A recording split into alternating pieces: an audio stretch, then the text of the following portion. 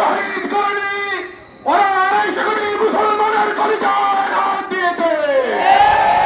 আমরা স্পষ্ট ভাষায় বলতে চাই, এই মেরুদণ্ডহীন জাতিসংঘকে উদ্দেশ্য করে বলতে চাই, অনতি বিলম্বে যদি এই গাজার ভুয়া হামলা বন্ধের জন্য পদক্ষেপ নেওয়া হয়, তারা বাংলার জনগণ জাতিসংঘের এই কমিশন করে মেরুদণ্ডহীন আজকে দর্শনের ভূমিকা পালন করছে। ওরা দর্শক হয়ে মুসলমানদের রক্ত দেখছে।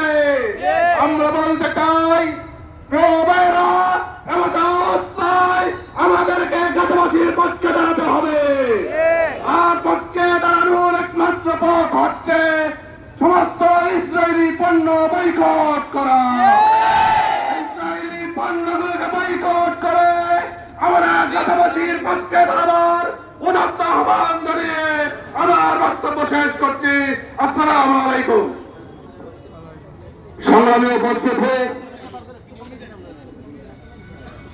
আমরা দেখতে পাচ্ছি ওয়েলফালি এলাকা থেকে বিশাল একটি মিছিল এসে আমাদের সমাবেশ স্থলে উপস্থিত হয়েছে।